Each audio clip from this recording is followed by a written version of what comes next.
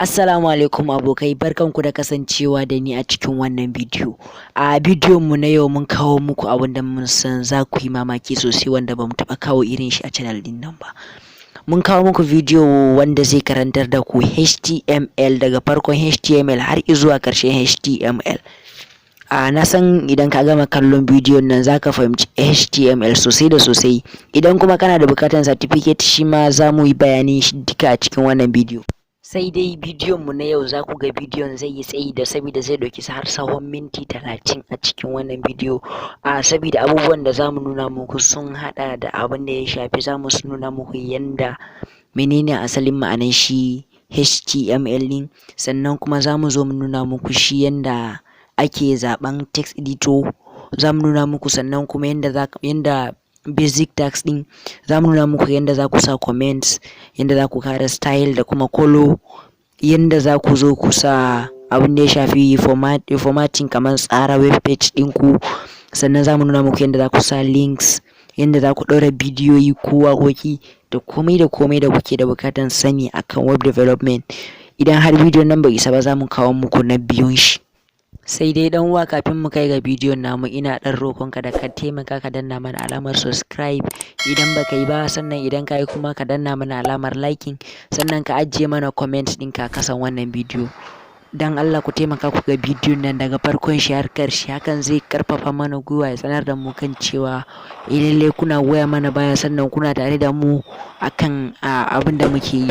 Kallon bidiyon zuwa ƙarshe kuma shi zai sa YouTube su san channel din nan muna existing. Kamar dai yadda muka faɗa ɗazu, idan kana so ka san waɗannan abubuwa da muka lissafa, kawai ka biyo mu cikin bidiyon, ka nemi waje ka zauna ɗan uwa.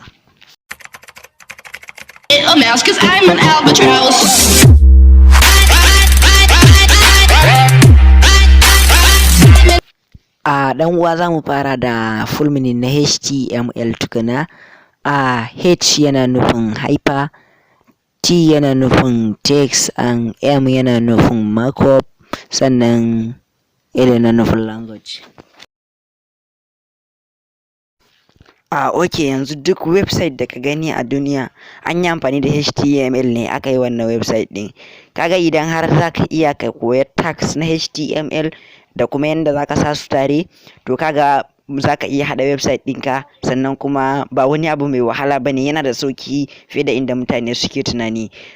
Shi website yana da matukar amfani sosai a wajen harkokin online, kaman idan kana so ka haɗa naka website ɗin ko kuma kawai kana so ka koye shi ne domin kamar mu ce personal skills naka wanda za a ce kai ma ka iya. To a wannan bidiyon da za mu yi, a wannan courses da za mu kawo muku yanda za ka fara HTML daga scratch. Idan na ce scratch ina nufin daga farko, daga kasa, yanda za ka fara HTML, sannan kuma za ka iya amfani da HTML ka abin nan ka kawo abubuwa zuwa kaman idan kana so ka yi manipulating na web page ɗinka, duka zan kawo muku a cikin wannan bidiyo. Idan kuma mutum yana so ya san variable na HTML, duka wannan zan yi shi a cikin wannan bidiyo. Wani lokaci za ka kalla mutane suna tsoron koya HTML saboda suna tunanin yana da wahala. To kaga idan ka kalla bidiyon nan, na san za ka fahimci HTML, sannan za ka san HTML ba wani abu mai wahala ba ne, kawai yana buƙatar practice ne na ɗan wani lokaci kawai. Ku yadda da ni na san HTML da daɗewa. Kafin mu fara HTML dole sai mun zaɓa text editor da muke so mu yi amfani da su. Waɗannan su ne kalolin text editor waɗanda muke da su a cikin wanda za mu yi amfani da su wajen yin HTML. Bayan su akwai wasu sama da dubbannin text editor wanda za ka iya amfani da shi a matsayin HTML. Kawai ba wai dole sai ka amfani da wanda raina yake so ba, kawai kai ma za ka iya ka je ka nemi naka wanda ka san zai burge ka, zai maka kyau, sannan za ka ji daɗin aiki da shi. Kar ka damu da ni wanda na yi aiki da shi, kai ma za ka iya zaɓen kalan naka saboda ka san kowa da kalan nasa style ne. Idan muka ce za mu maimaita muku manya-manya HTML, sai naga kamar mun mai da bidiyon baya ne, saboda haka ba sai mun maimaita manya-manya amfanin HTML ba, kawai za mu ci gaba ne daga inda muke. Yanzu abin da za mu je mu fara yi a gaba shine za mu je mu duba basics na tags ɗin HTML. Ina fata idan muka fahimce su muna practice ɗaya biyu shikenan an wuce wajen in Allah ya yarda.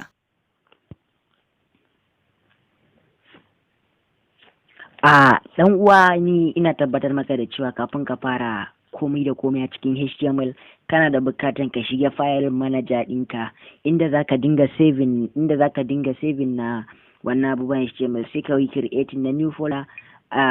Zaka yi creating na new folder, bari mu bashi sunan file din mu as HTML. Idan muka yi saving, okay, file already exist, to bari mu bashi HTML kawai, bari mu bashi koda da ke ne. Sai mu je, idan muka creating din shi ba gashi anan ba, wannan anan za mu yi sa duk abin da muke da bukata. Idan muna so mu sa hoto ne ko muna so mu sa komai ma a cikin HTML files na a cikin HTML din mu, za mu zo mu yi amfani da, za mu ɗauko shi mu moving din shi mu kawo shi wannan folder din. To yanzu abin da zai faru shine za mu je mu fara HTML. To waɗannan guda biyu da kuke gani gabaki ɗayan su tags ne na HTML. Yanzu bari ni zan yi amfani da wannan a matsayin text editor dina. Idan muka zo ciki idan ka kalla ka kula zaka fahimci kan cewa shi yana zuwa ne da default HTML. Zan ajiye muku link din shi a description na wannan bidiyo idan ba ku same shi ba. Kun ga idan kun zo kuka bude shi, wannan shine asalin default na HTML. Yanzu wannan koda mun yi running din shi ba zai ba mu komai ba. Abu na farko da zamu yi anan shine kawai zamu zo bari mu yi bayanin waɗannan tags ɗin ɗaya bayan ɗaya. Kun ga shi doc type HTML shi yana specify na wannan file ɗin wani irin file ne. Daga kasa kuma akwai tag na HTML, sannan kuma ga dai tags. Wannan tag da kuke gani kai ba ruwanka da, ba wai wani abun damuwa bane. Shi tag ne wanda idan har ka sa shi Google just make ka. Yanzu mu ce yanzu muna so mu yi website ne akan kifi. To tunda muna so mu yi website akan kifi, yanzu idan muka bada meta, astaghfirullah na dan yi mistake. Idan muna so mu yi website akan kifi, alal misali website din mu muna so ya kasance akan kifi ne, idan muka zo muka ce meta, sai mu zo cikin nan haka, sai mu bada chassis wanda Google za su taimake mu wajen, to anan sai mu ce za mu ba da bayanan website din, sai mu ce this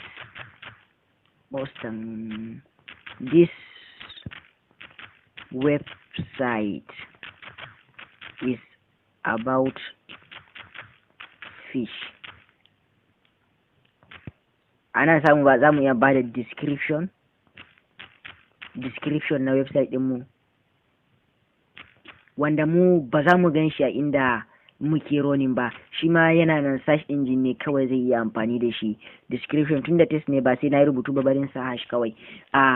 Kun ga shi mu ba ruwanmu da shi. Abu mafi muhimmanci shine wannan shi wanda metan nan kawai zaka sa su as much as you want, yanda zaka jawo traffic zuwa, yanda da zarar mutum ya zo ya sa cin abu akan kifi kawai Google su kawo shi wannan website ɗinka. Wannan inda kuke gani kuma, bari mu fara daga head. Idan wannan tag da kuke gani na head, idan kuka kula za ku kalla head din an bude shi, to ga kuma yanda ake rufe shi a HTML. Wannan abu da kuke gani idan aka sa shi ne an rufe, to duk abin da yake cikin nan shine head din. Idan ka kula ka kalla a cikin head ne muke da title. A cikin head muna da title. Shi title sai aka bar shi as index, to za mu bar shi haka. Sai aka zo aka bude wani tag anan, aka ce ma tag din wai body, aka bude division nan ba wani amfani ne da shi ba. Bari mu cire shi saboda kowa ya fahimta, saboda amma ina ga daga baya in ka fahimci HTML ko ga ka amfani da shi, I don't think wani abu ne. Bari in cire shi saboda kowa ya fahimta.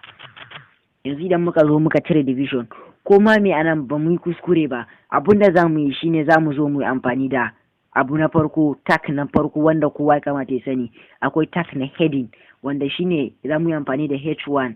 Idan muka sa H1, to H1 din nan akwai H1, akwai H2, akwai H3, akwai H4, akwai H5, akwai kuma H6.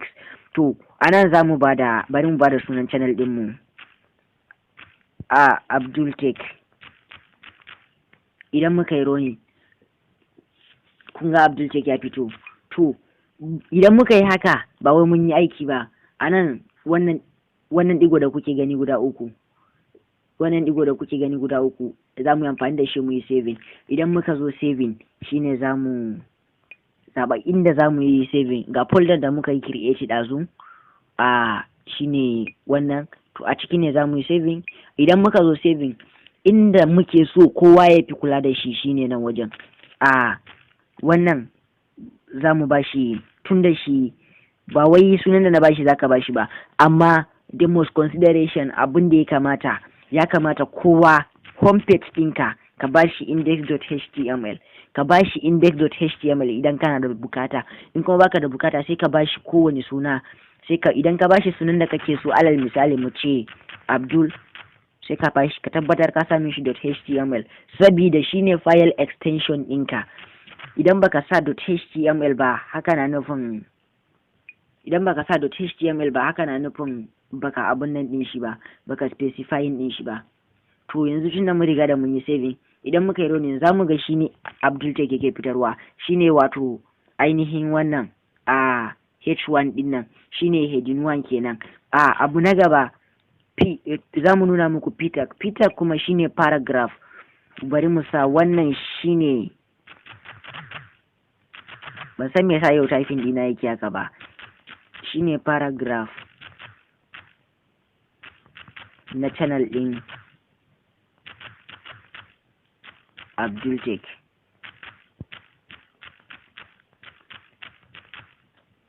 Sai mu roni, kun ga ya fito a nan shi.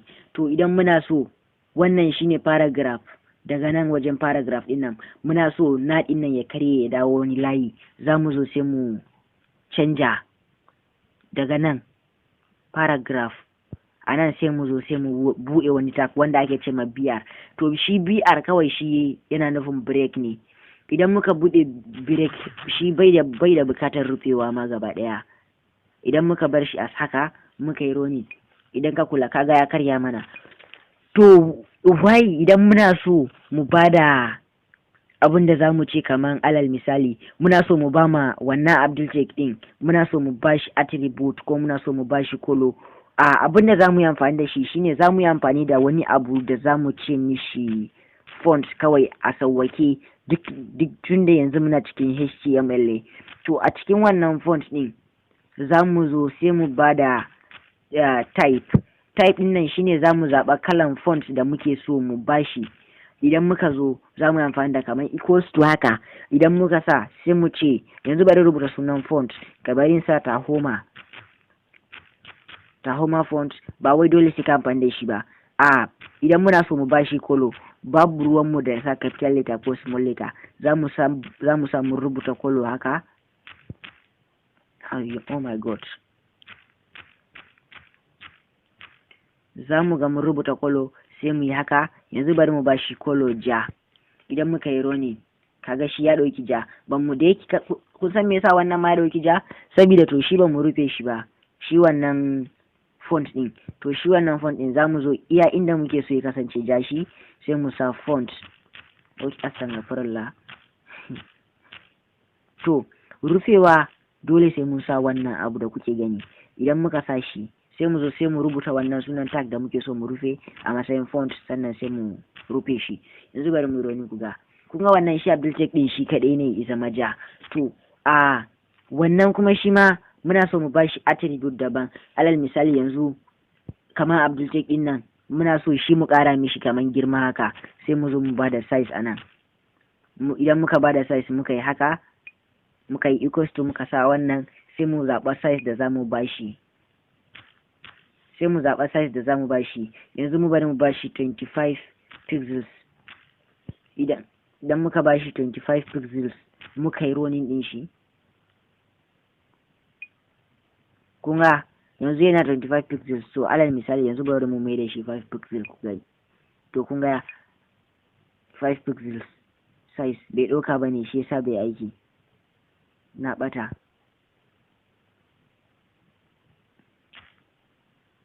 Shikenan, kun ga ya kankance. To idan muna so mu ƙara mar girma bari mu sa shi as 25 pixels mu yi running. Kun ga ya zama babba. To idan kuma muna so shi wannan na kasa paragraph ne, yanzu bari mu gwada ba da heading 1, heading 2, heading 3, heading 4, heading 5 zuwa heading 6 ku ga bambancin su. Let's copy and paste.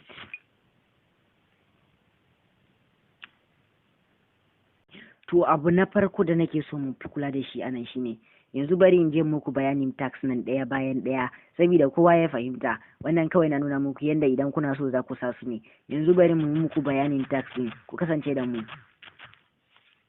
Yawwa, waɗannan alal misali in ce defining na tax. A bidiyon mu na gaba ɗaya za mu kawo muku tax yanda suke aiki kawai gaba ɗaya yanda za ku dinga ɗaura su a webs. Amma yanzu damuwa na idan ku fahimci wannan, to sauran bidiyon da za mu kawo muku duka za ku fahimce shi a cikin sauki. Abin da nake so ka fahimta akan wannan hoton, kaga nan P na farko zaka kalla shi bai da slash a farkon shi. Shi P din an sa shi ne kawai domin shi shine a farko a cikin tsakanin P da kuma P mai slash din. P mai slash din nan shine ma'anan ka gama rubutunka na cikin paragraph din kenan. To wannan na ciki kuma rubutu da ka gani blue din nan, shi kuma shine content, abin da kake so ya fita maka a web din.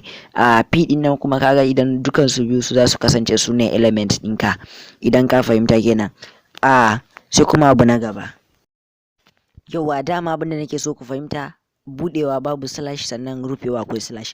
Sannan tags a cikin HTML akwai tags major, akwai kuma akwai head tags, akwai text formatting which is yanda kake so kai customizing, akwai links yanda zaka yi linkin na web ɗinka da kuma wani waje.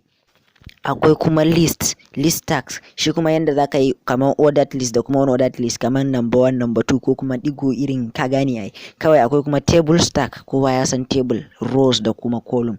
Akwai kuma forms, kamar yanzu inda ake cika forms na online, kamar drop down menu, checkbox wajen da mutum zai tikin, sannan da su radio buttons. Duka da ni duka zan kawo muku su a cikin bidiyo na gaba idan har za ku bi ni. Kawai bidiyo na uku zai kasance kuma zai CSS. Bidiyo na farko da na biyu zai kasance mun gama da HTML. Bidiyo na uku zai kasance mun gama da CSS. Yawwa, akwai kuma tag na description da kuma sa hotuna, images and object tags, shi kuma wanda za mu dinga sa hotuna da kuma abubuwa da makamantansu kamar su .png, hoto, video, waka a cikin website ɗinmu gabaki ɗaya zan nuna mana. Wannan bidiyon gaskiya ba za mu iya ƙara da komai ba. Za mu yi bidiyon mu, duk bidiyon da za mu yi ba za mu taɓa yin shi ya wuce minti 30 ba. Waɗannan su ne manya-manyan abin da mutum zai considering a cikin HTML ɗin shi. Idan har ka san waɗannan, yanzu abin da zan baku abu na gaba, zan baku kamar materials ne. Idan kuna da bukata sai ku yi karatu, sannan kuma zan ajiye muku number WhatsApp ɗina saboda na san dole akwai tambayoyi. Sannan kuma akwai ma group da muke bada training irin wannan. Idan kana da bukata, duk dai idan kan magana WhatsApp zan gaya maka duk bayanai. Sannan kuma za ka iya ajiye mana comment ma duk abin da kake da bukata. Yawa, ba bidiyon ya kare bane, za mu ci gaba. Tag na doc type yana defining wannan wani irin content ne. Tag na gaba shine HTML shi ma yana defining na kalan document din ne. Tag na gaba kuma shine head, shi kuma head yana zai yi containing, zai dauki abubuwa ne a cikin shi kamar su metadata, information, da kuma abin da ya shafi sunan document din, kamar title da kuma heading na document din, duka zaka iya sashi a cikin head. Sai kuma title, to shi kuma title yana defining ne, sannan zai defining na sunan document ɗinka. Duk abin da aka ce mai title, to shi kuma suna ne. Sai kuma body, daga ka ji body kawai shi zai containing abin da yake cikin content na document ɗinka. Sai kuma H1 da H2, H3, H4, H5, H6 su ne heading. Idan da za ka yi su section, su kuma su ne za su yi defining ɗin headings na HTML document ɗinka. Sai kuma P kuma yana nufin paragraph, sannan kuma sai BR kuma yana nufin kaman karka bar layi ɗaya dogo ka raba layin gida biyu, kaman enter kenan idan kana typing. Sai kuma img shi yana nufin image, idan ka ji image ana nufin hoto kenan. Sai kuma map, shi kuma client ne na hoton da kasa kenan. Sai kuma akwai area kuma zai defining na wani bangare kenan daga cikin map da kasa. Sannan akwai canvas kuma zaka iya drawing na graphics ɗinka ka sa flyer sannan kai viewing ɗin shi a scripting kamar alal misali an fi amfani da shi a javascript. Sai kuma akwai fake captions shi kuma kawai mu kira shi da kaman abin da zai ɗauki figures element captions na kaman figures. Sai kuma akwai asalin tag na figure shi kuma zai specifying na self content kenan. Sannan akwai kuma na pictures wanda shi kuma zai yi kaman container ne inda za a sa hotuna da yawa a ciki. Kafin mu je wajen nuna muku yadda za ku samu certificate ɗinku sannan kuma da yadda kuma za ku yi karatu da kuma materials da zan baku, dole ne zan nuna muku waɗansu tags da ya kamata a ce kun sani sosai da sosai kafin mu fara. Sabida wannan bidiyon ma yanzu na ɗauke shi kamar as introduction ne, kaman waɗanda za su sa kaman bidiyo ko waka a wannan ɗinsu site da suke so su yi. Kaga kaman a ce audio za ka sa, a tag mai suna audio shi kawai yana defining ɗin kaman inda za ce akwai ƙara wajen kaman sound haka a waje. To sannan akwai source kuma zai yi kaman multiple kaman media resources kaman na pictures, hotuna, bidiyoyi da kuma waƙoƙi. Akwai kuma track shi kuma zai na track na media kaman a ce pause, stop, forward, backward, controls dai kawai gaba ɗaya. Akwai video shi kuma zai defining ɗin space na video kenan. Yanzu za mu shiga wajen links wanda na san wannan dole ne ma duk wanda zai yi website sai ya yi amfani da waɗannan. Shi yasa na ce ya kamata in muku bayanin tags ɗin ɗaya bayan ɗaya. Duk wanda ya bi ni ya fahimce su, bidiyon mu na gaba ɗaya za mu je ko aikin mu kai na san za ka fahimta. Sannan kuma zan baku materials ɗin da za ku je ku yi karatu kafin bidiyon mu na gaba. Dama aka ce links abu na farko wanda shine hyperlink, shine ana amfani da a kawai za mu ce mishi ancho. Kamar yadda na ce muku links dole sai kowa ya yi amfani da shi. To kaga kama tag na link, akwai tag mai suna link. Kaman ka haɗa CSS ɗinka as external baka yi shi a cikin, dama na ce CSS bari in taɓa muku kaɗan kafin mu zo mu yi course ɗin. CSS ya kasu kashi uku ne, akwai inline CSS, external CSS da kuma internal CSS. To idan ka yi amfani da external CSS ne to kaga dole sai ka yi amfani da link, za ka yi linking ɗin na external. Duk abun da yake external sai ka amfani da tag na link ne za ka yi linking ɗin shi zuwa cikin wannan ɗinka. Kamar ai ɗazu na ce muku idan za ka yi creating na folder ne, to kaga external ɗin za ka iya sa shi a cikin wannan folder, kaga duka zai zo ma da sauki. Sai kuma list shi kuma za ka kalla akwai UL yana nufin unordered list, shi kuma zai define din na kama yawa shikenan ma unordered list na riga da na fara. Sai kuma OL shi kuma yana define din na OL, shi kuma yana nufin ordered list kenan. Sai kuma LI shi kuma yana nufin list din ma item dai. Idan ka sa LI kaman ka yi unordered list ka zo ka sa LI ka zo ka yi shi ne, to shi kuma list din kenan sai ka sa abin da kake so ya fito a wajen. Sai kuma tables kamar yadda na ce kamar column da kuma rows ne a ciki. To shi dama tun farko idan kana so ka sa table ɗinka za ka buɗe tag mai suna table kenan.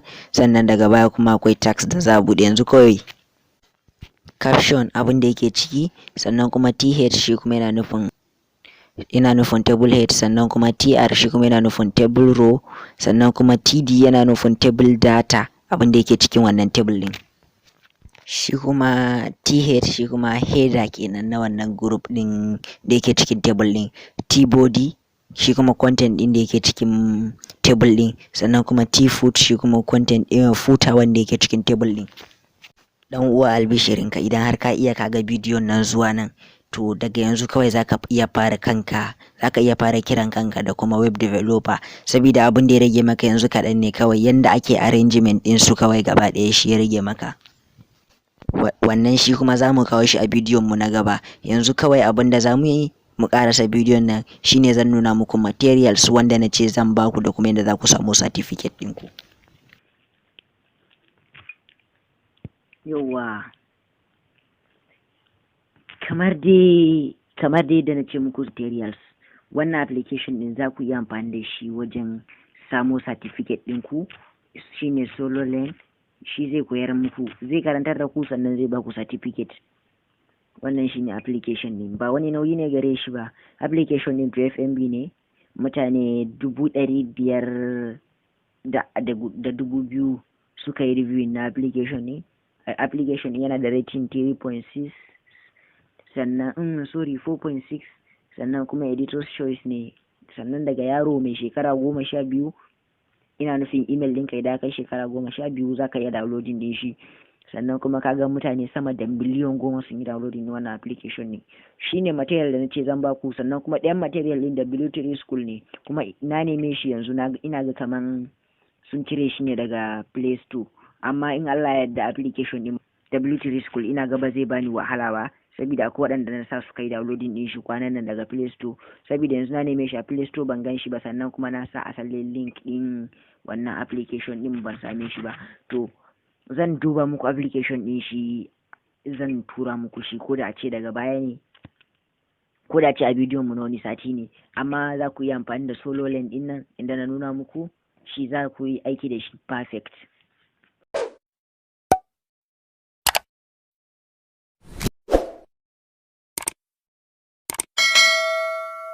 A mouse, 'cause I'm an albatross.